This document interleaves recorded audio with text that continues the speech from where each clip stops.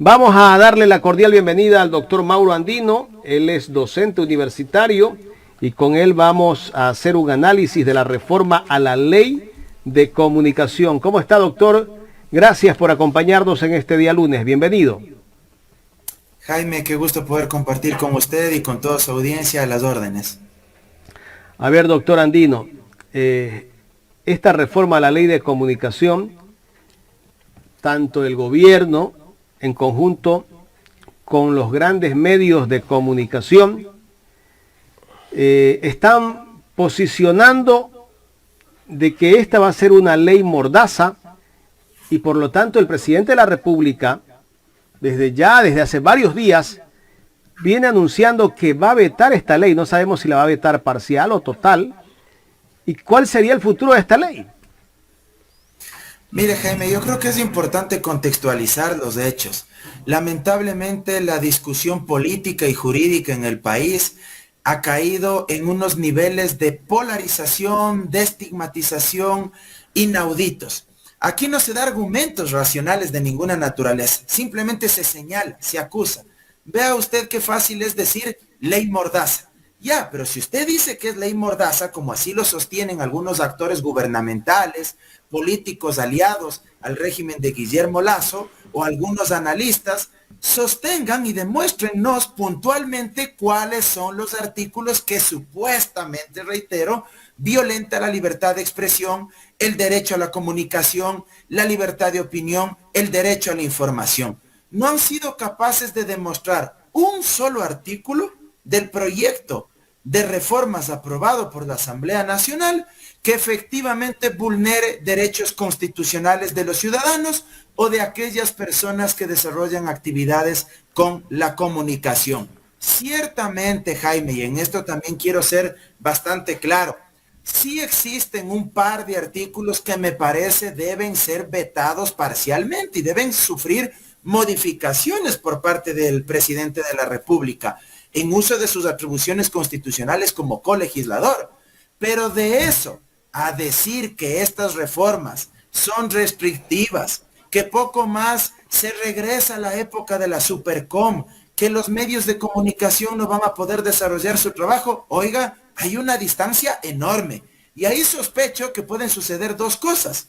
O no leen el proyecto de ley de comunicación y sin leer hacen afirmaciones desde el desconocimiento, o segundo, sí leen, pero mienten y manipulan a la opinión pública para escandalizarla. Y voy a empezar por los dos artículos que me parece sí deberían ser objeto del veto parcial del presidente de la República, para que no se piense que solo voy a hablar de las cosas buenas, más bien luego voy por los aspectos positivos. En uno de los artículos de las reformas se plantea sacar del artículo 3 vigente de la Ley de Comunicación, que habla de los contenidos comunicacionales, la palabra opinión, ¿ya?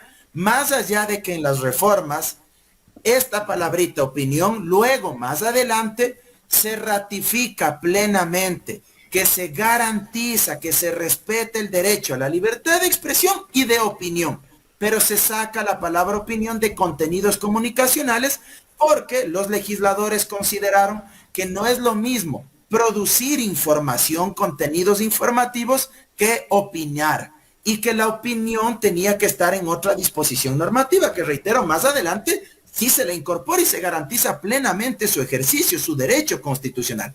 Yo creo que para evitar este tipo de interpretaciones, de sustos, de subterfugios políticos a través de los discursos que se utilizan, creo que se debería mantener la palabra opinión en el artículo de la ley vigente que habla de contenidos comunicacionales y evitar cualquier tipo de mala interpretación. Es, digamos, algo menor, no es algo de fondo y que creo se lo debe hacer y el presidente Lasso lo puede hacer.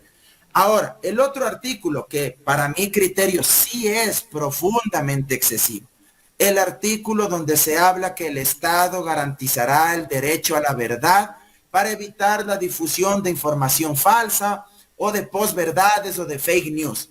Esto me parece excesivo porque ni el Estado ni ningún ciudadano en particular puede definir lo que es verdad de lo que es mentira, estimado Jaime.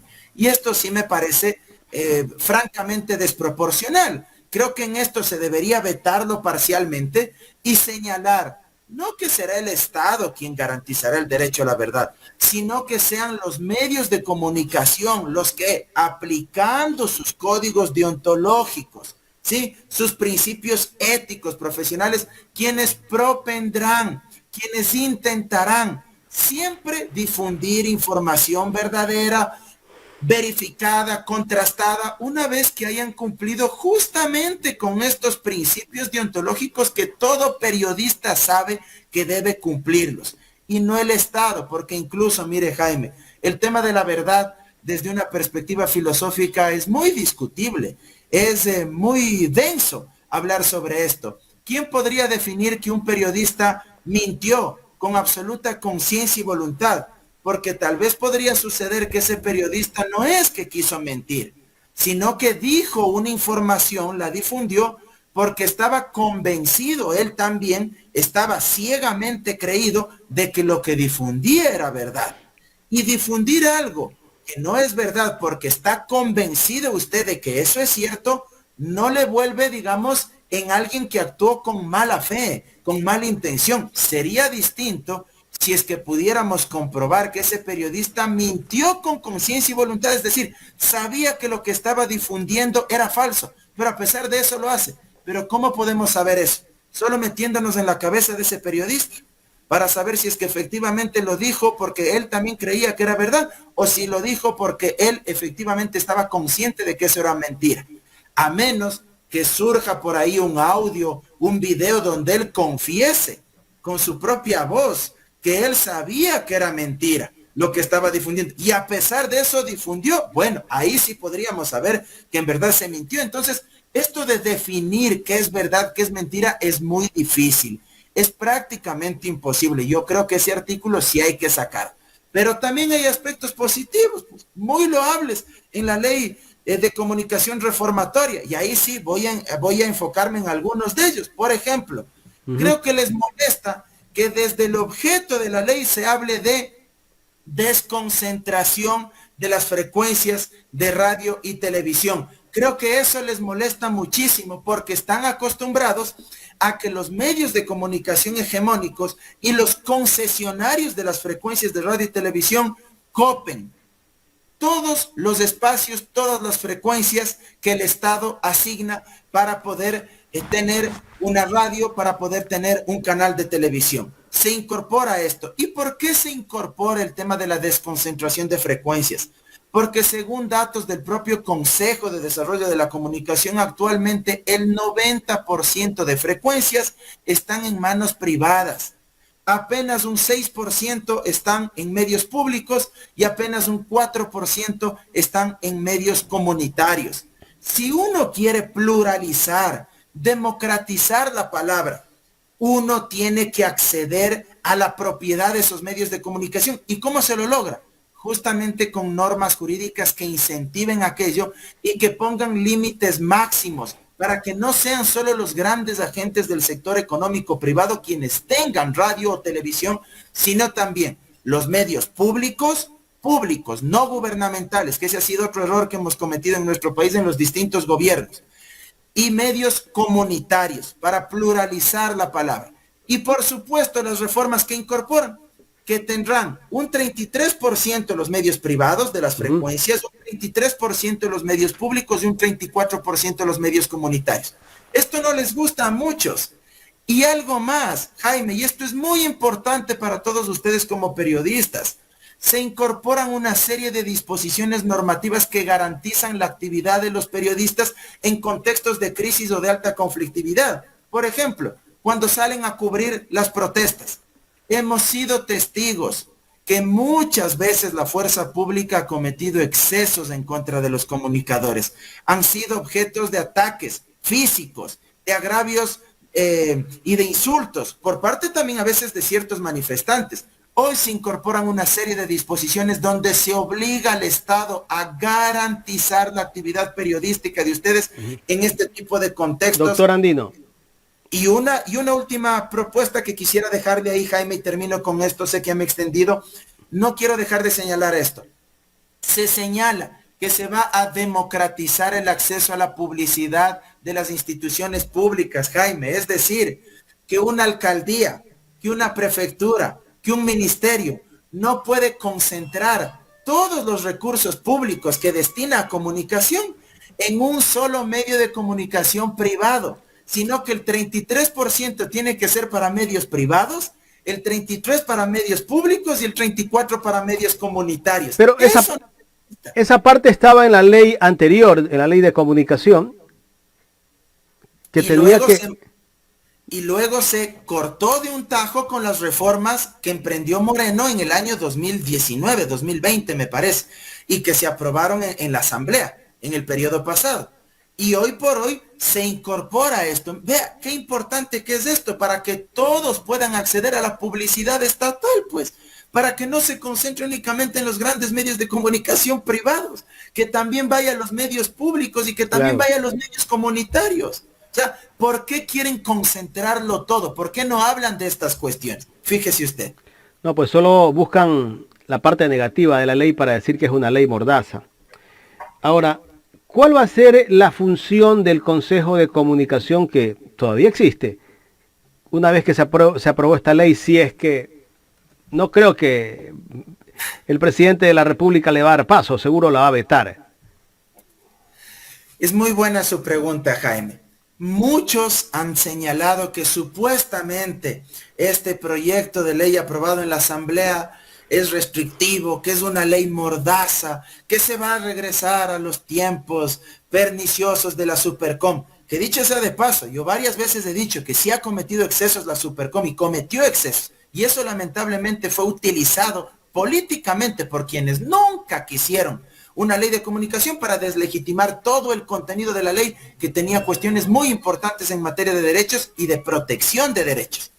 Pero la pregunta clave aquí es, ¿hay sanciones pecuniarias o económicas? ¿Se crea algún órgano o se le da facultades al Consejo de Desarrollo y Promoción de la Información y de la Comunicación para poder sancionar medios de comunicación? Y la respuesta es no, en lo absoluto. ¿Sabe cuál es, Jaime, la sanción entre comillas? Porque lo que le voy a decir ni siquiera es una sanción en la práctica.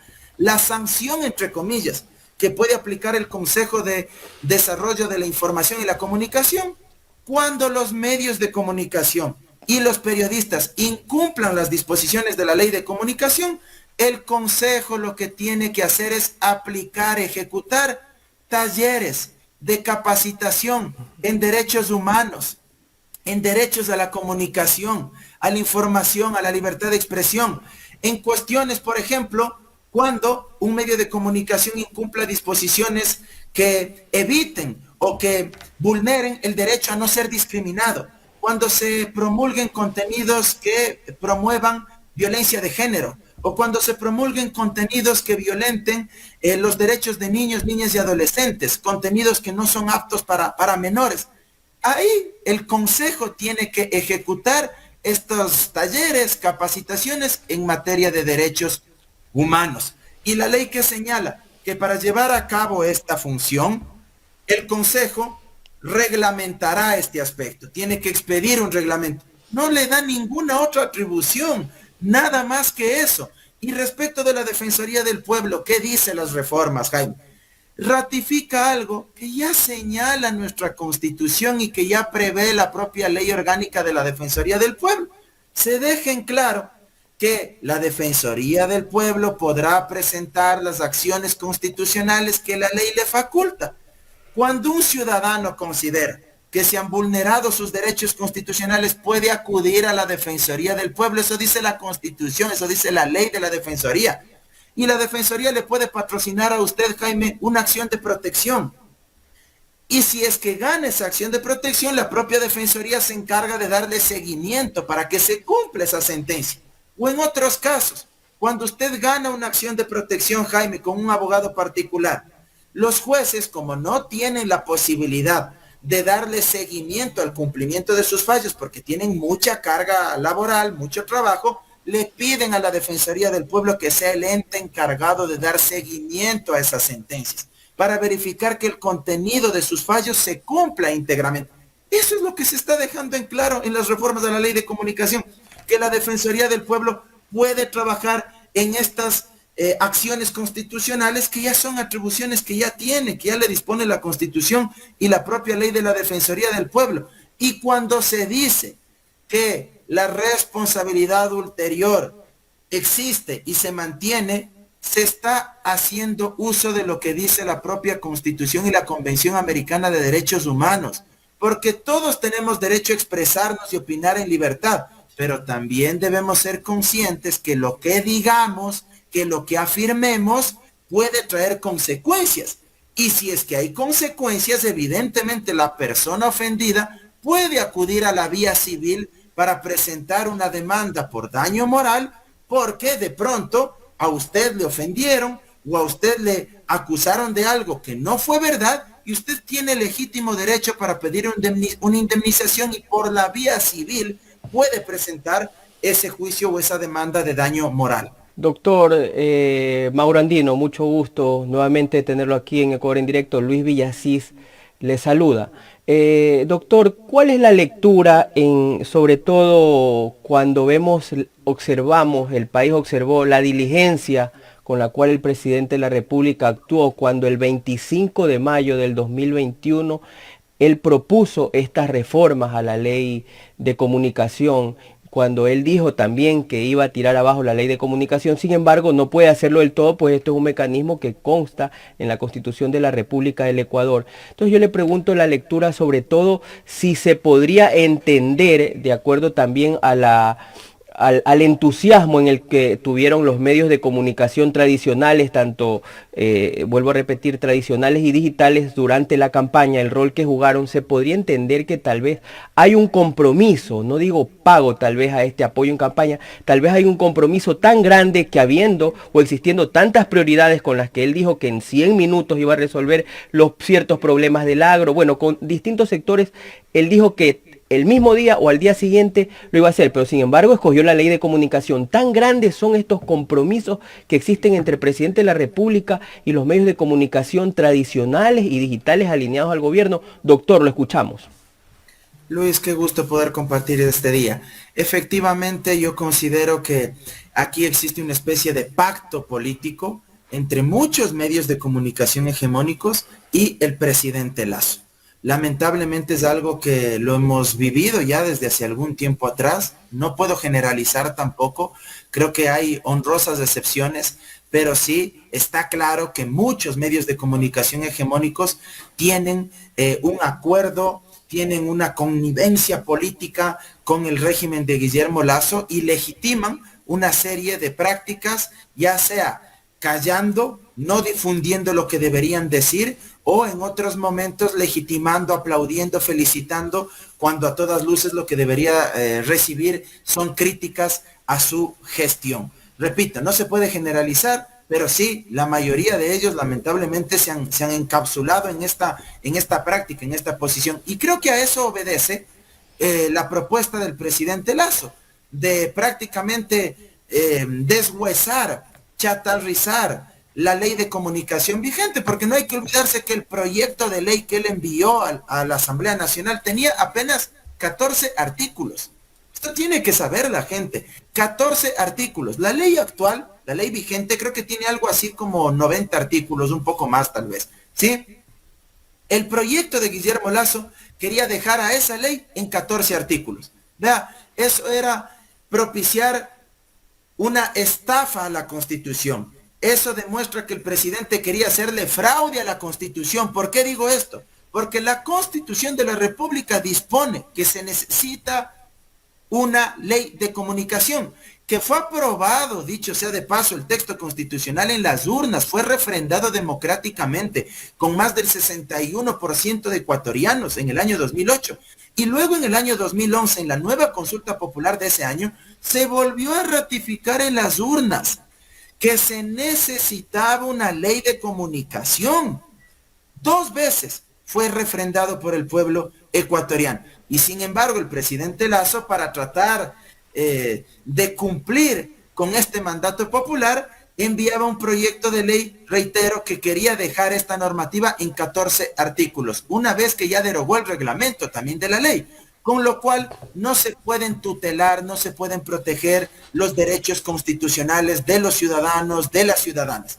Voy a decir algo que tal vez algunas personas de pronto discrepen conmigo, pero creo que en algo que sí pudo haber hecho la Asamblea un poco más es en despenalizar la figura de la calumnia en contra de periodistas y en contra de ciudadanos cuando se ejerce el derecho a opinar o a expresar una crítica a autoridades de elección popular o a servidores públicos del nivel jerárquico superior.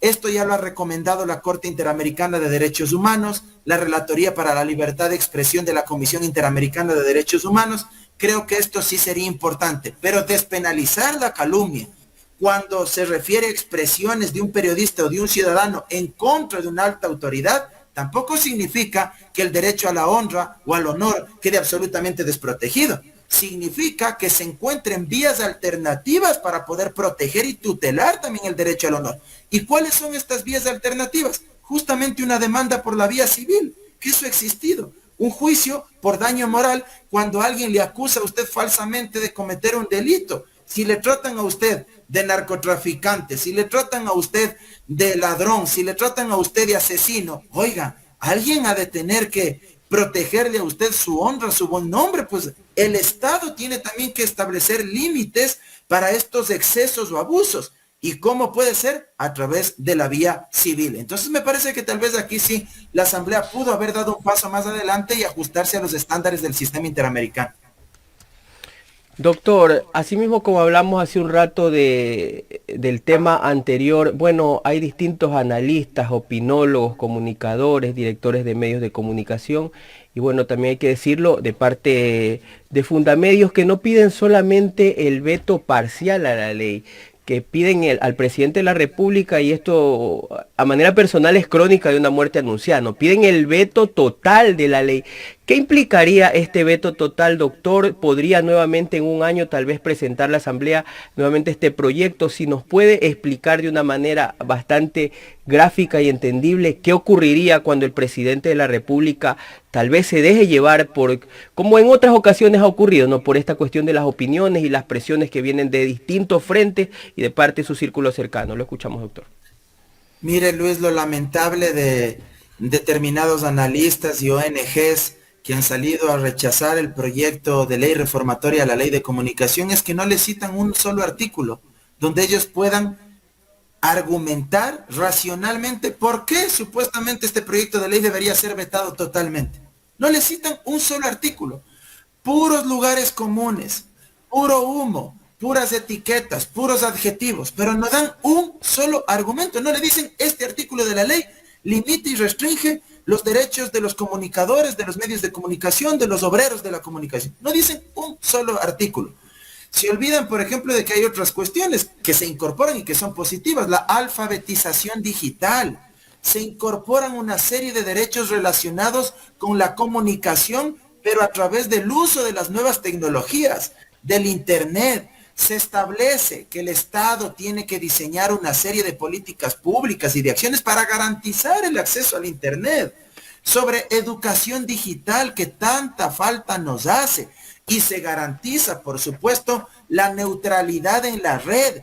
Es decir, que no exista manipulación mediática a través de las plataformas virtuales, a través de las redes sociales. Sí, se garantiza la neutralidad en la red y se garantiza que el Estado no pueda, subrayo esto, interferir en la libertad de expresión, de opinión de los ciudadanos que libremente deciden así hacerlo a través de las distintas plataformas virtuales y redes sociales. Pero nada de eso se menciona. ¿Por qué no dicen que en cuanto a la censura previa, nuevamente se incorpora aquí que no se podrá censurar la actividad de los medios de comunicación cuando interfieran accionistas, socios o auspiciantes de esos medios de comunicación? Ante eso sí guardan silencio. ¿O acaso no es sabido por muchos de nosotros que en los grandes medios de comunicación hegemónicos, cuando hay un auspiciante, Luis, Jaime, cuando hay un gran auspiciante de una multinacional o de una transnacional económica o de un banco del sector privado, de un gran banco, esos auspiciantes le dicen al medio de comunicación, chévere, yo te doy la pauta, yo te doy la publicidad, pero cuando se vayan a tratar temas relacionados a mi negocio o a mi campo de acción, a estas personas no me invitas, porque esas personas son críticas con el giro de mi negocio o con la actividad que yo represento. O te quito la pauta. Defiendo. Sí, y si no, te quito la pauta. ¿Cuántas veces no ha pasado eso? Hoy se incorporan las reformas que está prohibida la censura previa, no solo por quienes dirigen los medios de comunicación o por los periodistas o por actores políticos externos, sino también por los socios, por los accionistas y por los auspiciantes de los medios de comunicación. Pero ¿qué podría pasar si es que veta totalmente el presidente Lazo? Que yo creo que por ahí van los tiros, es verdad. Si veta totalmente, se tendrá que volver a tratar este proyecto de ley, si es que así consideran en los un año, ¿no? Un año, y en un solo debate se lo podrá aprobar. Y ahí ya no se necesita. Y ahí no hay debate, ahí no hay veto nuevamente. Ya no hay veto, estimado Jaime. Eso lo que se apruebe. Lo que se apruebe en un solo debate, eso entra en vigencia. Pero habría que esperar un año. Y usted ¿Cómo sabe está esa asamblea en un año? En un año muchas cosas pueden pasar. Lo que sí me sorprende. Pasan cosas nuevas. Lo que sí me sorprende es la posición de Pachacuti con respecto a la ley de comunicación. Recordemos que Pachacuti venía votando con el gobierno y vimos que casi que todo el bloque de Pachacuti votó a favor de esta reforma a la ley de comunicación. Es que créame, Jaime, que en términos generales es una ley positiva. Yo empecé mencionando los aspectos que yo creo que sí debe vetarse parcialmente, pero son aspectos muy puntuales. En términos generales es una muy buena reforma. Ya habría sido, hasta contra natura en términos ideológicos, para utilizar una metáfora, que Pachacuti vote en contra, pues si se habla del 33, 34%. Y están los medios comunitarios que ellos siempre pelean. ¿Perdón? El tema de los medios comunitarios que ellos manejan. Exactamente, el 34% del espectro radioeléctrico para los medios comunitarios, el 34% de la publicidad estatal para medios comunitarios. Entonces, me parece que eso es absolutamente loable, necesario, Doctor, y defenderlo. Lo que sí me llama la atención es que dentro de esta ley no se incluye a los medios digitales. A ver, yo creo que esto fue muy discutido, pero también es un tema profundamente delicado.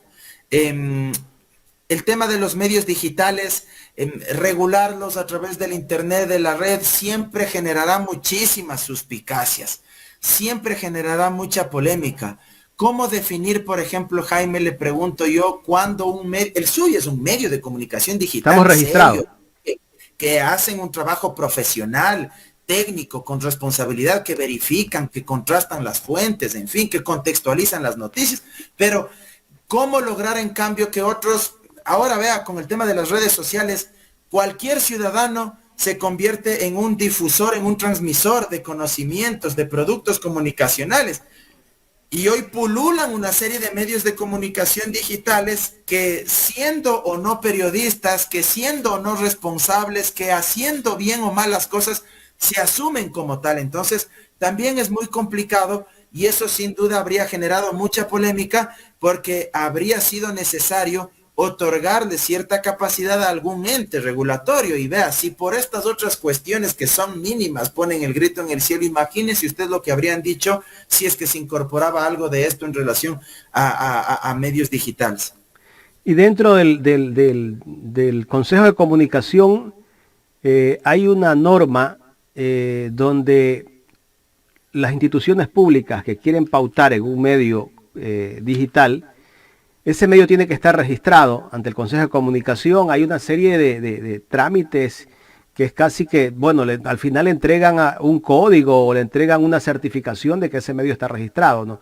En tal caso, yo creo que por esa parte podrían ir dentro de esa ley. No sé si se siga manteniendo esto o no.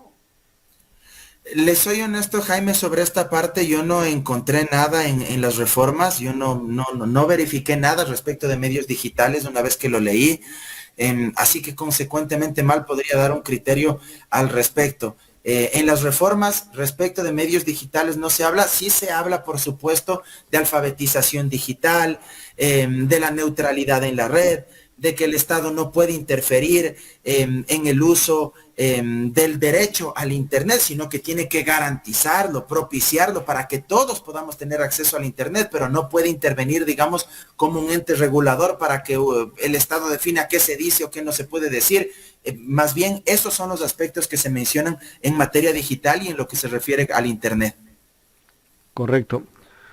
Doctor, en este...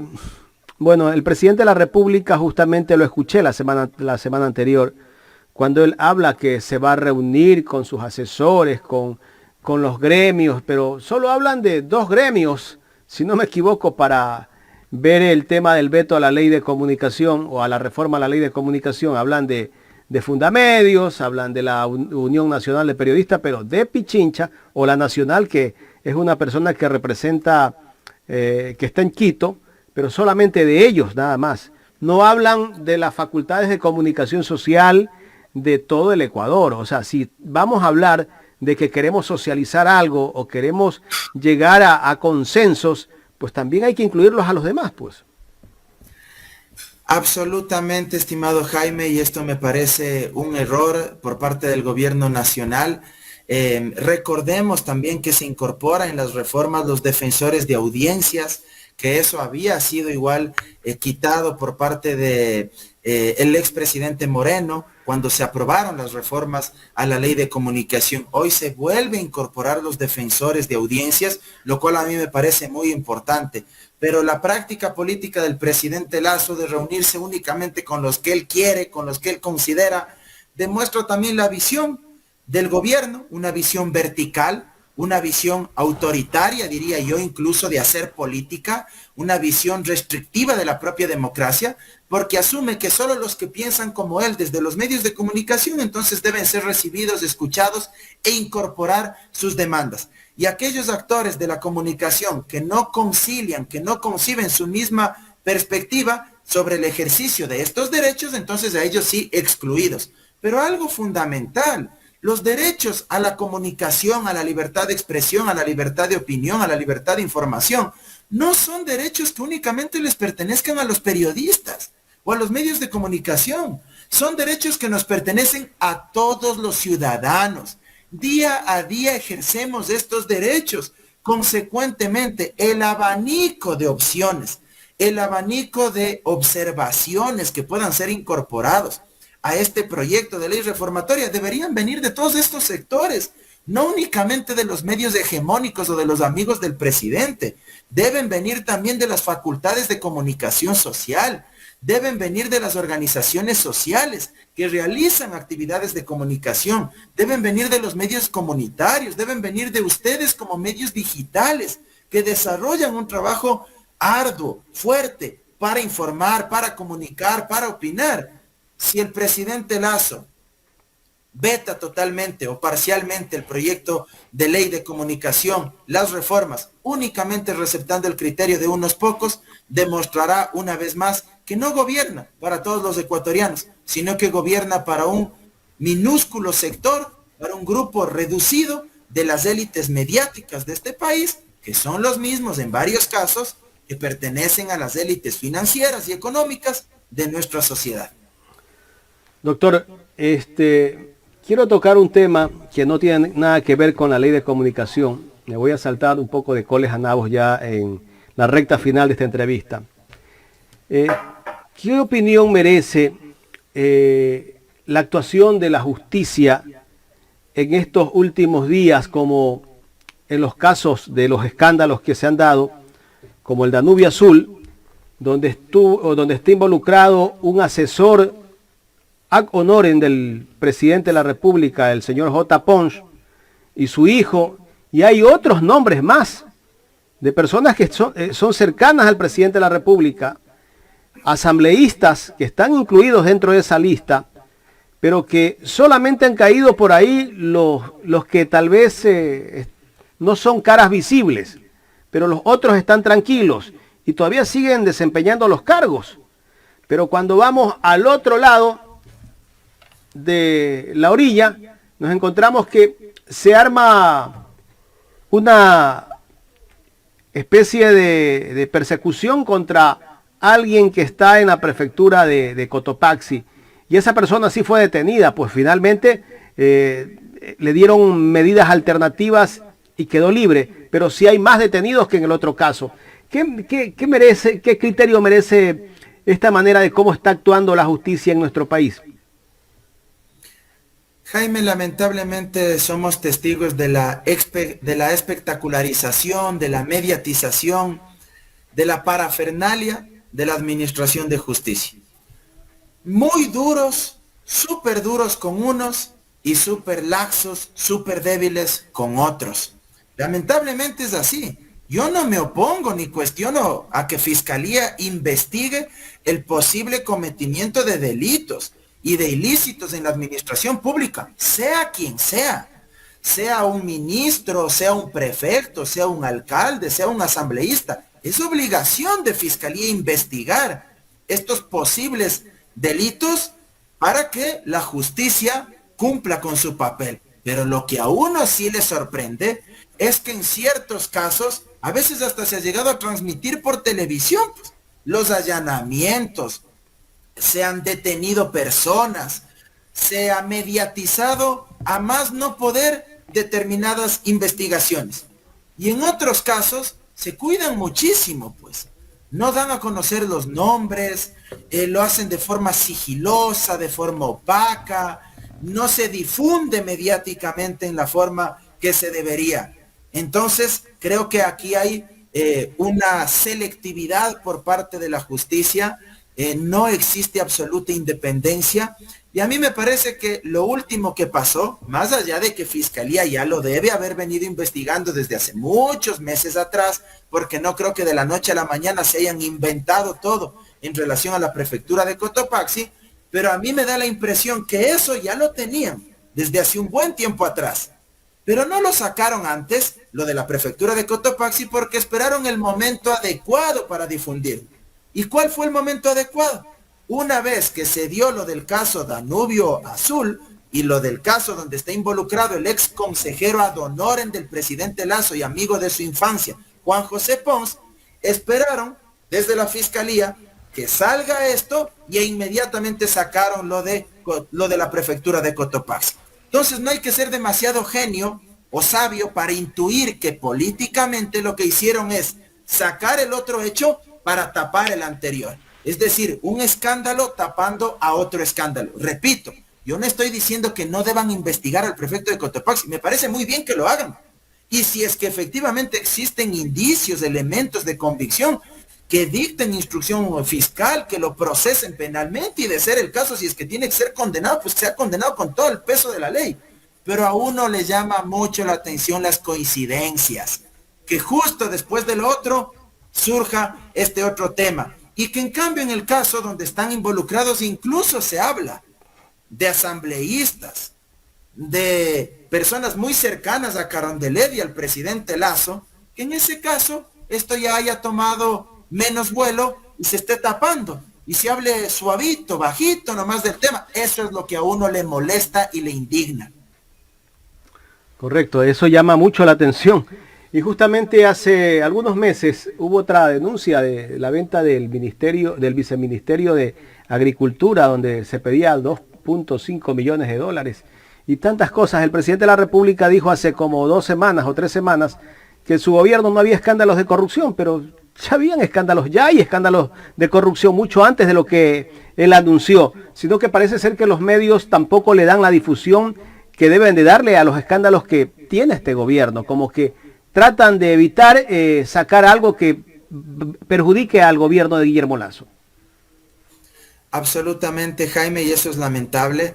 Creo que se ha difundido a cuentagotas este tipo de noticias, este tipo de investigaciones. Lo han hecho, pero con mucha cautela, con mucha menos intensidad de lo que comúnmente lo hacen cuando se tratan de otros actores políticos, de otros personajes públicos. En cambio, cuando se refiere a gente vinculada al gobierno, lo hacen, creo, ya porque les toca, porque es inevitable, porque ahora a través de las redes sociales y de los medios alternativos uno se entera de muchas cosas que a veces los tradicionales no lo hacen. Fíjese usted que en este caso Danubio Azul, y voy a citar la fuente porque no es que lo digo yo, el medio digital La Posta, que sabemos no es pues un medio de izquierda ni nada que se le parezca, sí, el medio digital La Posta dijo que incluso familiares del presidente de la República estarían involucrados en este tema. Ellos difundieron incluso también la posibilidad de que un asambleísta, el señor Chiriboga, esté involucrado en estos temas. Y hasta el día de hoy no conocemos más respecto de esta investigación. En la asamblea también los que son muy agenciosos para fiscalizar, para pedir que comparezcan a la asamblea cuando se trate de otros casos, poco o nada han hecho al respecto, y esto sigue durmiendo el sueño eterno de los justos. Ahí queremos ver al asambleísta Villavicencio, que es el presidente de la Comisión de Fiscalización.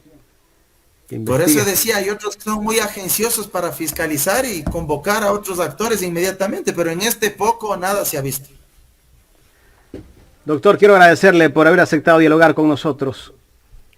Gracias a ustedes siempre por la invitación, para mí es un gusto y a las órdenes. Abrazo enorme. Cuídense El doctor mucho. Mauro Andino, docente universitario aquí en el programa Los Especialistas de Ecuador en Directo. Hemos hablado de dos temas importantes, el análisis de la reforma a la ley de comunicación y el tema de la corrupción, donde justamente salpica a personas cercanas al presidente de la República y que, bueno, en un caso como este casi que no ha habido mucho ruido, pero en el otro del prefecto de Cotopaxi, pues ya ustedes pudieron ver la semana pasada toda la maquinaria informática informativa que se desplegó para cubrir este tema.